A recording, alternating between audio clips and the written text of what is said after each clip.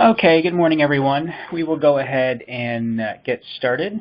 I appreciate everyone being here this morning, and also then for the week delay, as we're out of town for a conference. I appreciate that. Go ahead and get started. I had a couple of items that we included in the email to you that I wanted to touch on first, and then we will open it up for general questions. And also I have a list of questions to kind of go through as well that came out of the recent regional meetings.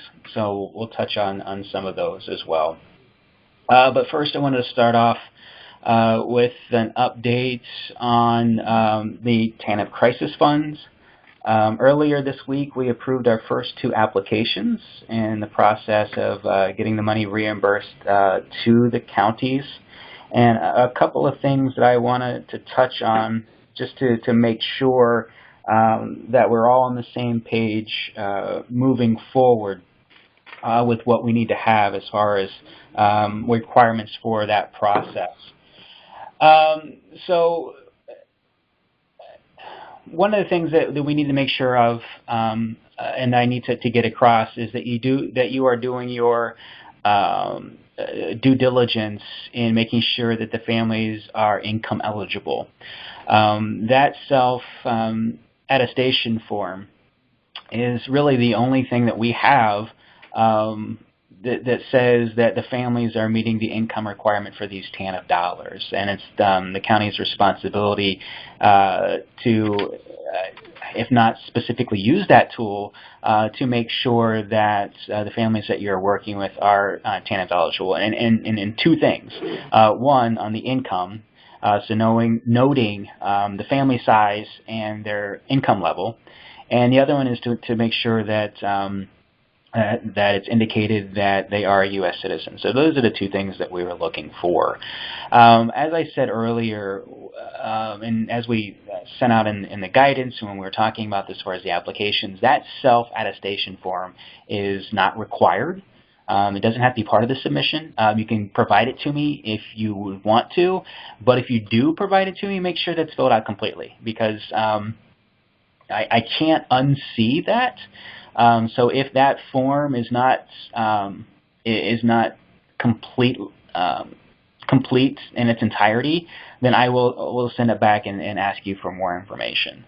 So just a reminder of that, as this is the only thing, that is the only form, that is the only way that we are ensuring the federal government that we're using these funds for its proper use and for the proper population.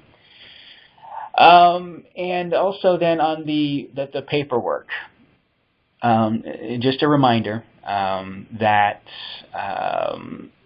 the submitted paperwork must include the application, the completed application, must include proof that the service was provided, and proof that the service was paid for. And I've answered multiple questions about this, but I also want to take some time here to talk about it as well.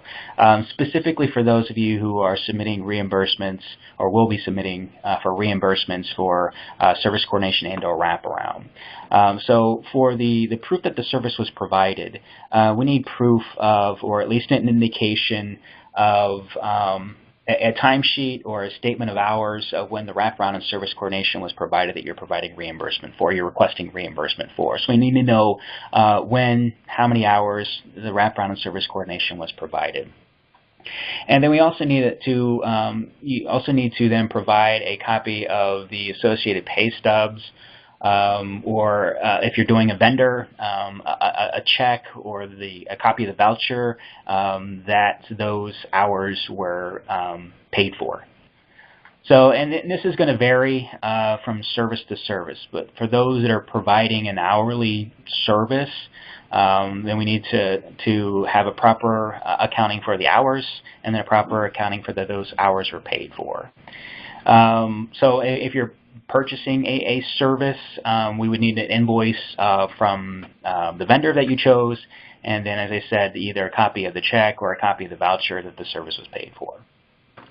So I just wanted to take a couple of seconds here to talk about that, just to remind everyone what the requirements are. We had very little difficulty in the first two applications in getting them approved. I did request minor information back, and that took a day or two. Then we shipped it off to JFS. JFS took a day or two to look at it, and now we're working through the internal fiscal processes to get the payment out to counties, and that should happen next week. So it was fairly simple. We set it out to be that way, and hopefully that will be that way for everyone moving forward. And as a reminder, the due date for any outstanding state fiscal year 2018 reimbursement applications, that due date is August 22nd, and we are accepting reimbursement applications for the current state fiscal year. So just make sure that you indicate what fiscal year it's for, so that way we can keep it straight on our paperwork. So for those of you who are still intending on submitting the application for 18, you got about 12 days. And then for those of you who are seeking reimbursement for this current fiscal year, for fiscal year 19, we can accept those applications at any time. Just make sure that you note on the application somewhere that it's for state fiscal year 19. So we'll accept both of those at any point in time, 18 up into the 22nd. Also, with the submissions, please include the original electronic copy of the completed PDF application. I think one or two of the counties, one or both of the counties, I can't remember which ones now, was not able or having difficulties in saving that. If you do, let us know. We set the application out to people outside of our agency to test, and we tested okay, so they're able to download it, enter information, save it to their desktop, and then email it back to me. But if you are having problems with that, please let us know, because we would like to have an electronic copy of that application, including then the signed, scanned pages that include the signatures on the application as well. That way, if we do have to add information or we do have to clarify information, we can do that on our end, and that way you don't have to do the application and then make the changes and print it out and send it back again. The same way with our PDF applications here for OCBF. If we do ask for changes, we can make it on our end and make sure that you have a copy of that. But just make sure that you have a copy of the original electronic application as well. So if we do have questions, it's easier for us to make those changes on our end.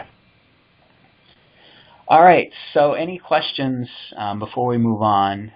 Make sure, I think everyone's unmuted. I unmute a couple for background noise. I'm making sure I unmute everyone. Okay, I think we got it all taken care of. So if you have any questions on the TANF applications before we move on.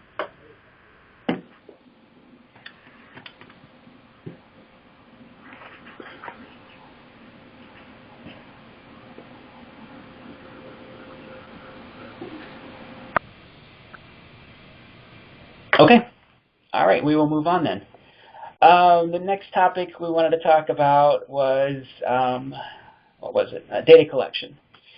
And specifically, we'll start with FCSS. We sent the link out to complete the FCSS report last week? Yeah, last week. My days are running together. And then we sent out the guidance to complete that application, and then also a tip sheet to help complete the application as well. So we apologize for the delay.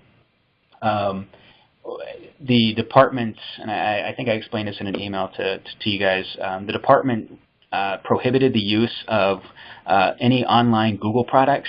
So anything with the Google Share Drive, anything with Google Documents, and that's where we were basing all of our applications on for FCSS, and also what we had planned to do for the service coordination in general, and the department said we cannot do that anymore. So we had to latch on to the department's SurveyMonkey tool, and that took us a little bit longer to maneuver around than what we had anticipated. So we apologize for the delay. So the FCSS is done, and we hopefully have the link to complete the other service coordination data collection survey early next week. So we apologize for the delay. We did not anticipate it taking this long, but there were some intricate details within the department's account that we had to navigate and trying to get security for that and so on and so forth. So we apologize for the delay, but that is sent out, and we'll send out the link to the general survey next week. So let's talk specifically about FCSS. Has anyone come across any difficulties in completing that as far as the mechanics of SurveyMonkey itself? We had a couple things we figured out in testing, so hopefully everything is okay with that. But has anyone experienced any difficulties in completing it via the SurveyMonkey format?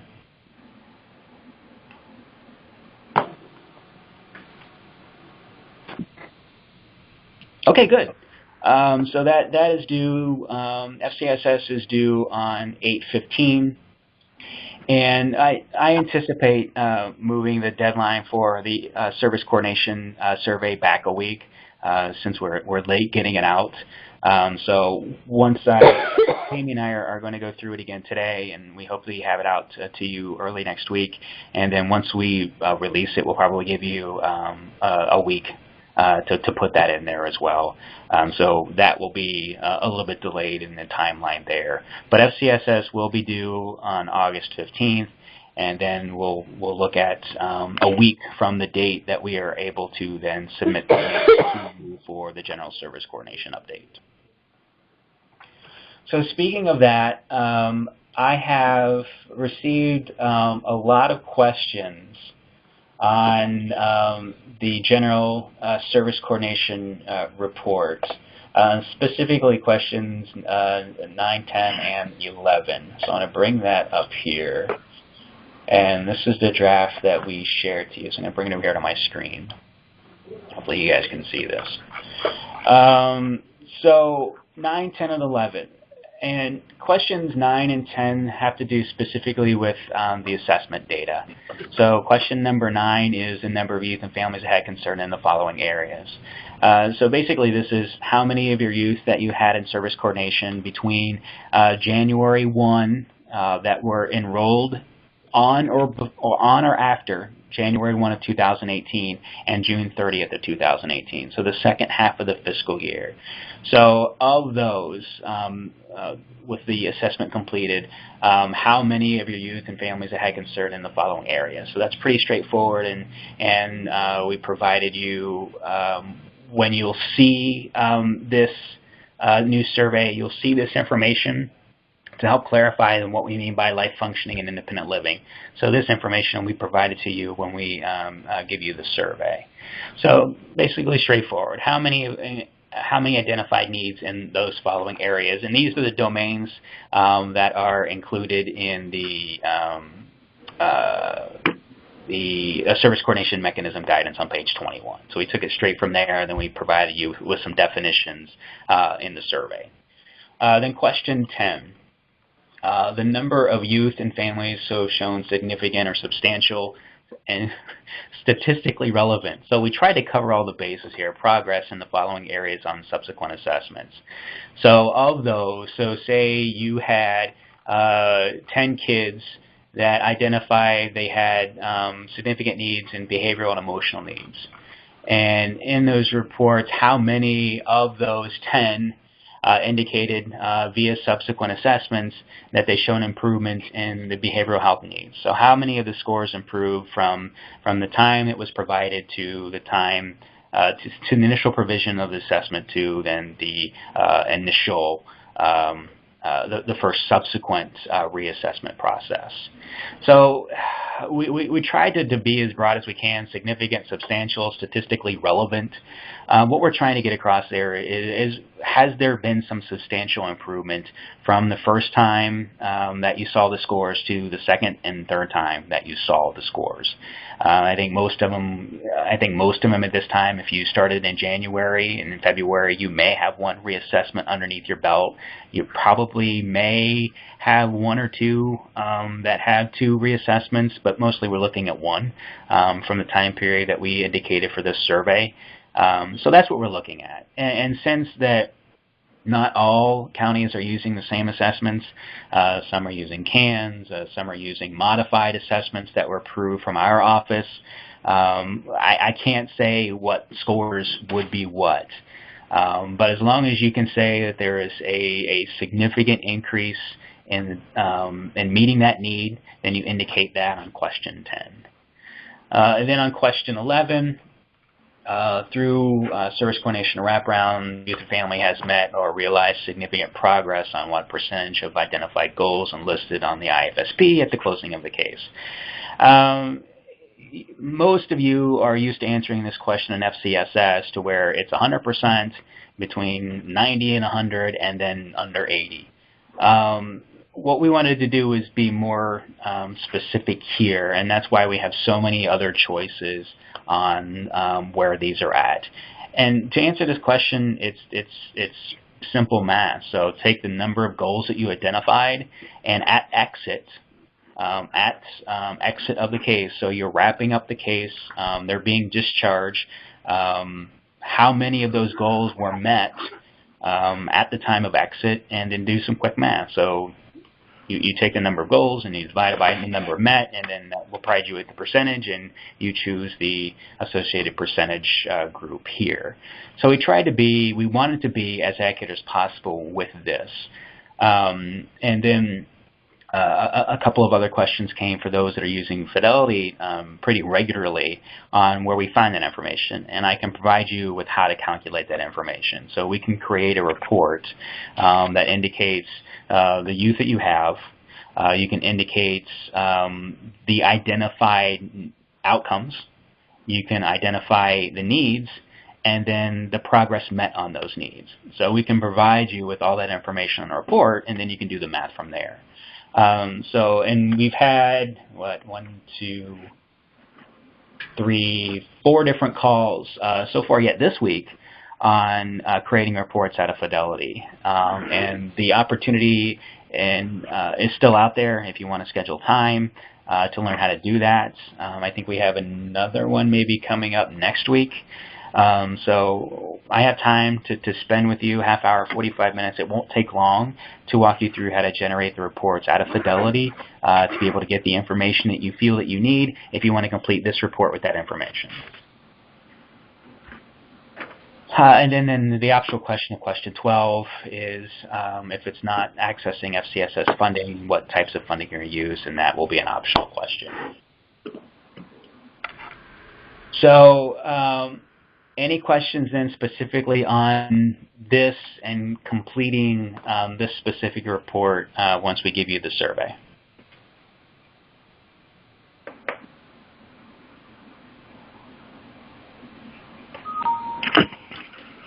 I have a question. Sure, go ahead.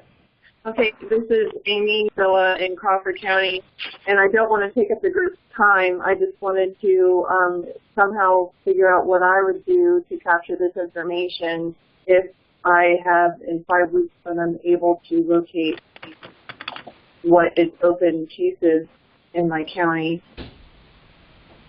Yeah, Amy, we are aware of your specific situation, and we will assist you in getting that information to us. So yeah, we will continue to work with you offline on getting this information. Okay, thank you. You're welcome. Chad, I have a question. Okay, whoever wants to go first. This is Julie in Defiance. Hi, Julie. Hello. So on question 10, if we haven't had a chance to, because of dates when the child was first enrolled since January, if we have not yet had a subsequent assessment, we just simply answer 0? Correct. Okay. Yep. Thank you. Yeah, if you haven't had an opportunity, so say they didn't come in until April, and you didn't have an opportunity to do it again, yeah, that's fine. Okay. Yep, thank you. Not a problem. Chad, this is Nancy in Knox. Hi, Nancy. Good morning. 9 and 10 are currently enrolled, and 11 is closed out? Correct, yes. So 11 is, and it's similar to the FCSS question. So at closing, what Okay. percentage of goals were met at closing. Okay. Yep. But this entire this is Julie again in Defiance. But this entire report that we're talking about only has to deal with the second half of state fiscal year 18. Correct. For those youth that are enrolled on or after January 1 of 2018. Perfect. Thanks again. Yeah. Yeah. So so when we do this again this time next year, this will be for your entire state fiscal year 2019 caseload.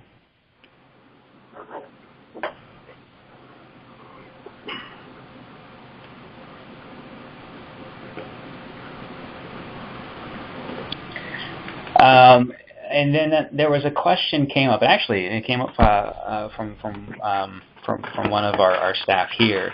Is that there will not be a semi-annual report for this, similar to what there is for FCSS. Excuse me. The reason why there's a semi-annual report for FCSS is that based on fiscal years between the difference between state and federal fiscal years, we have to, there is a report due to the federal government in the spring that matches up with reports that JFS submits. So JFS takes the data that we provide them via the semi-annual report and provides an update to the feds on their larger 4B spending. So they're reporting that to the feds. So that's the reason why we have a semi-annual report with FCSS, because there are two reports that ODJFS submits to the feds for these dollars. For the larger service coordination data sharing requirement, there will only be an annual report. So once you complete this report, once we get you the link, then you won't complete this report again until next August. So this will be a kind of a year-end capture. So there will not be a required semi-annual report for this specific data like there is for FCSS. So I wanted to be clear about that as well. We didn't have an opportunity to talk about that, and then we honestly, it wasn't even a consideration of mine until our office brought it up. So I just wanted to be clear about that. So I think if there was another question, I need to go back here. I think there was another question.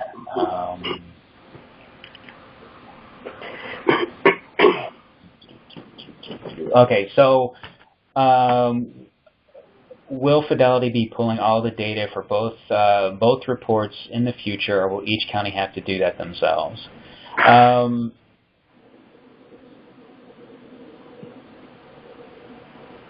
So it has two separate answers. So for one, so let's start with family-centered supports and services. Currently, our goal is to be able to have the FCSS data pulled out of Fidelity. But for 19, that's not going to happen. One of the things as we're continuing to learn about the system, for us to be able to pull accurate FCSS data out, we need to require a lot more information be included into the system, including funding information. So you have to be able to use the funding apparatus. So that's something that the counties have had difficulties in navigating, and some said that we're not even going to try it because it's not something that's important to us as a county, which is fine. It's their prerogative. We're not requiring it. But if we do want to collect FCSS information out of Fidelity, there's about a half a dozen other indicators. There are half a dozen other areas in which we have to require information being collected on each case.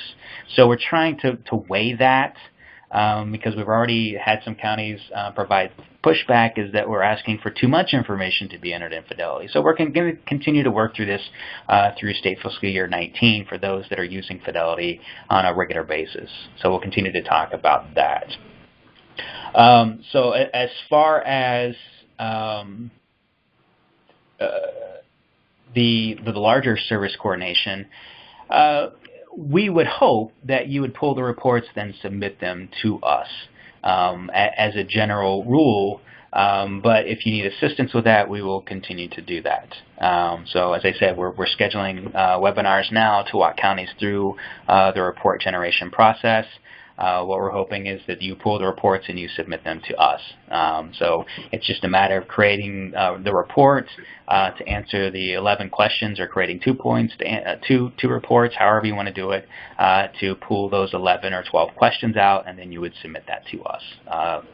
So that's what we're looking at, but we can continue to assist you through state fiscal year 19 on being able to be proficient at that, and then we can work with you this time next year to make sure that you're getting accurate data out of the system.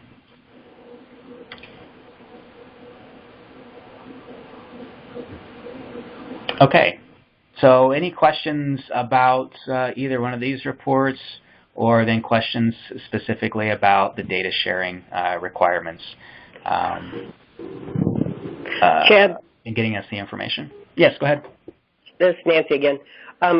Just for your information, I forgot earlier, when we did the FCSS report, we had trouble printing it. I mean, we printed it, but it was a bad print job. But we didn't get any, at least I didn't get any notification that it was successfully submitted in terms of like we used to in like an email.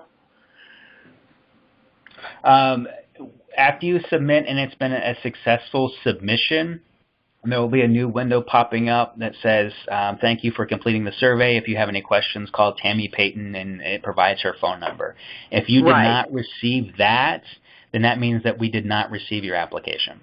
Yeah. No, I received that, but we used to get an email that you could then have another clean copy to print. I'll look at that. As I said, we're still learning about SurveyMonkey to see if that's so I'll check to see if that's an option. Okay. But yeah, for notification that is required, if you receive that thank you for participating window, then that means that it's been successfully completed and submitted. Right, I did. But I'll look at the printing issue and see if we can do anything about that. Yeah. Okay.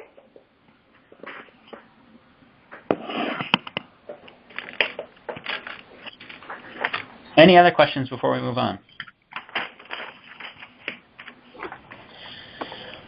All right. Next topic. Get rid of this.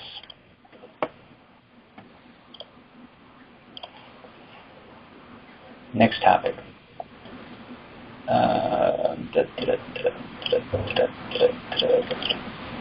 Okay, so I think we covered everything that I wanted to touch on today. So again, if you're working with Fidelity and you want to schedule some time with me to go over the reporting requirements or getting the data out, please let me know. Going back to some questions that were brought up during the regional meeting. Audit costs. We've touched on this multiple times, and I think multiple directors. I know Angela worked with this issue. It's coming up again. The issue is that if the Family Children First Councils want to remain an independent quasi-governmental entity to where they are making their own decisions via a board of directors, then a biannual audit, or if you're passing through enough money to trigger a single-year audit, those are the requirements for Family Children First Councils. The only way that we can get around that requirement, okay, we got some background noise here. Let me see if I can get rid of that. The only way we can get rid of that requirement is that we take the independent status away from the County Family Children First Councils and put them under a department, most notably probably the county commissioners. So that would be no longer an independent body than it would be a department under the county. And then the subsequent audit requirements would then fall under the county commissioners, where those funds would need to be audited in their county audit. So as long as we want the County Family and Children First Councils to remain a quasi-governmental independent body, this is a requirement to do that. And it varies on costs. It varies on how often you have to do it, and so on and so forth. And so also that varies on whether the Office of the State Auditor, their staff is doing it, or whether they're been contracting out to an independent provider to do it. So there's a lot of degrees in which those costs vary, but those costs are required as far as completing the every 2-year audit or a single audit if your revenues and your spending indicate that a A133 is required. I can take it back to the Cabinet Council and express a continued concern with this, but I don't know an easy resolution to this. One of the things that I have been able to talk with DODD about is that they have no concerns at this point with counties being provided an AUP audit, the expedited, shorter audit, which usually costs less. ODH was concerned when they had the Part C dollars running through them, and they indicated that they would provide permission to counties to go through an AUP. Some were provided that opportunity, and some weren't.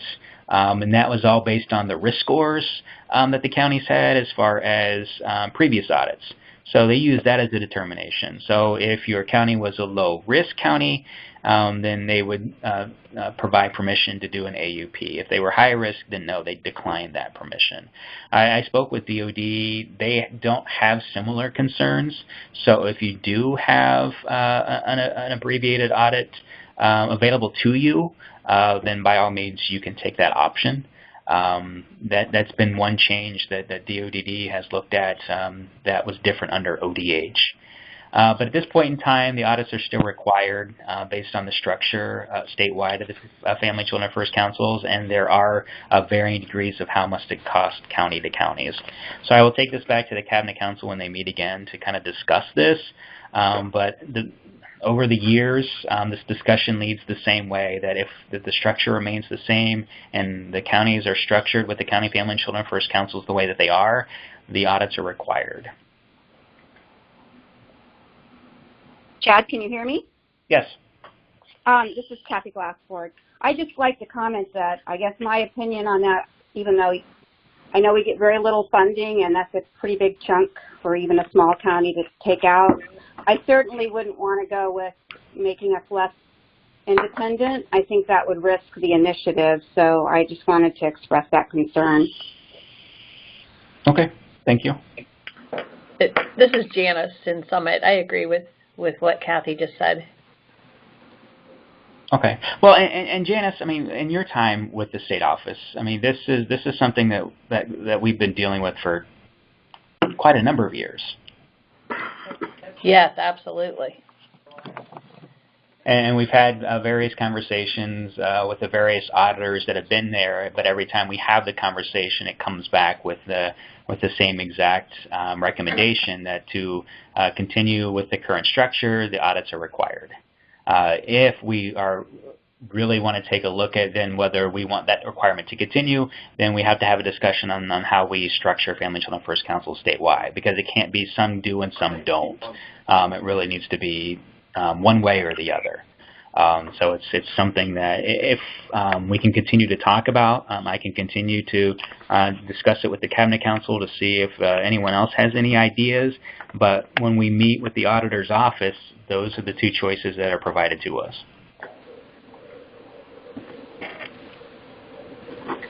So any other questions or comments on that area? I wish I had better news, but I mean, that's just the situation the way that it is. Chad, there was a time when we were supposed to send a second audit or audit report to, like, Help Me Grow or something. Yeah, No, that's no longer a requirement. Okay, because I don't get any more messages, so thank you. Yeah, the last when I just had this conversation with DODD, honestly, it was last fiscal year. So I think it was probably the winter of 2016-17. So I can reapproach that with them. We have another conversation next week about a couple of different topics. So I'll bring this up to them again to see if their opinion has changed. But when I had this conversation with them, that's where they were at with this. So I'll double check to make sure that they haven't changed their minds on anything. But the last time I had the conversations with that, those were the two answers, that they are okay with an AUP and that they don't need a copy of the audits. They can pull that down from the state auditor's office website if they need to. Good. Chad? Now, what I will say is it's still a requirement in GFMS that you submit your latest audit report. So I don't want to confuse the two. So you don't have to send it directly to DODD, but it's still a requirement for GFMS to get funding through the Department of Health and Addiction Services. So I want to be clear about that. So go ahead. Chad, my understanding is that we do have to include our federal funds that we get from Help Me Grow. Like, it is required, I believe, at least this is my understanding, just from reading the documentation from DODD, that we put that in the federal schedule for the county audit. Yes. So that I guess, or your administrative agent. So I think that's why that probably helps to cover the other part. I mean, that's really what they don't care about. Probably your whole whatever administrative agent. They do care about their funds, of course. So well, that that's a different purpose. So you do have to report all federal funds, which includes your FCSS and everything else. So yeah, a good point. And that's why we provide you with the formula information on your FCSS award letters about what percentage is state GRF and what percentage is federal, and then broken down, because you are to report that information on your federal schedule at the end of every year for your county report.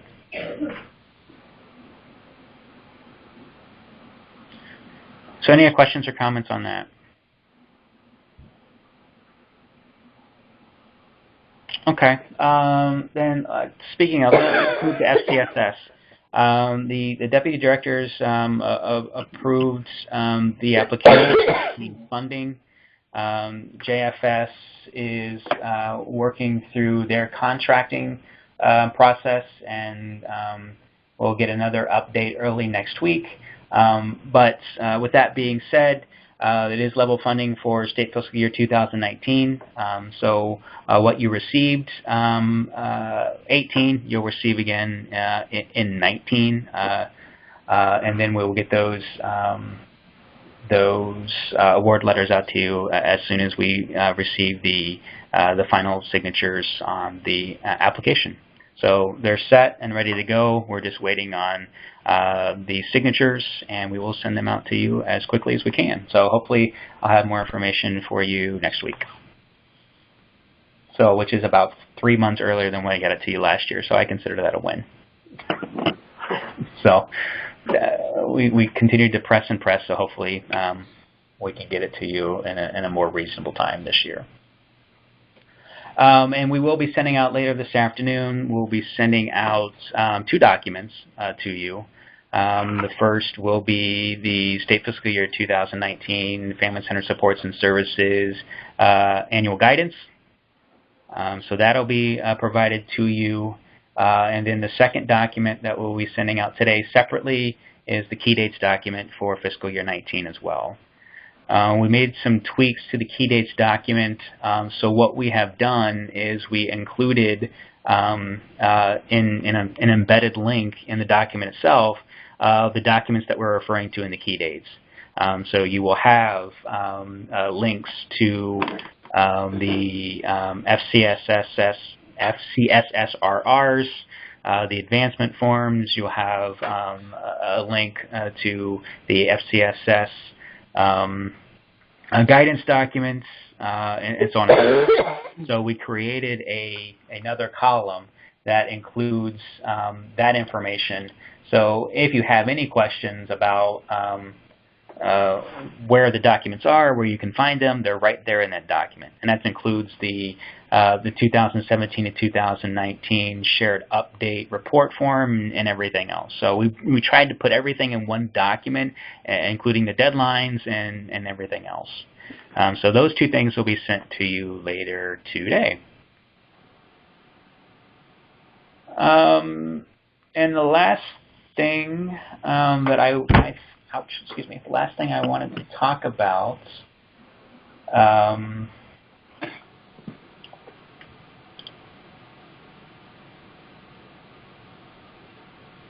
how do you know if your GFMS application has been approved?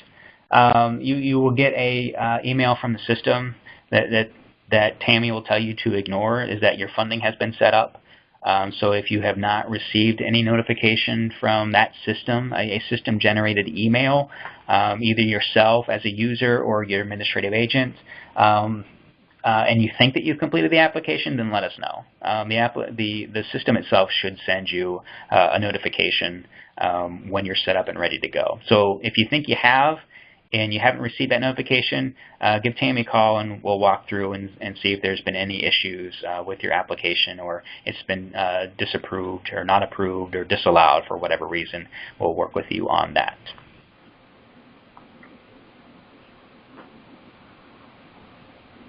So I think that's everything that I had to touch on. Any general questions about anything else that I haven't touched on, or any questions that you have on anything else? Chad, this is Margaret with Ottawa County. Hi, Margaret. Questioning about, I had sent Tammy an email back in July about an RAR that we've not gotten payment for yet. Do you know, are those delayed at all? I will look. I'll ask her, and I'll check on it for you.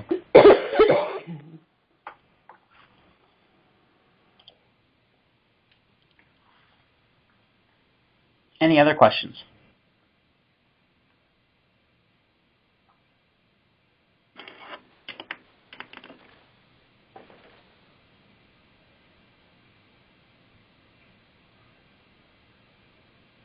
Okay, if not, I hope everyone has a good weekend, and we will talk to you soon. Thank you.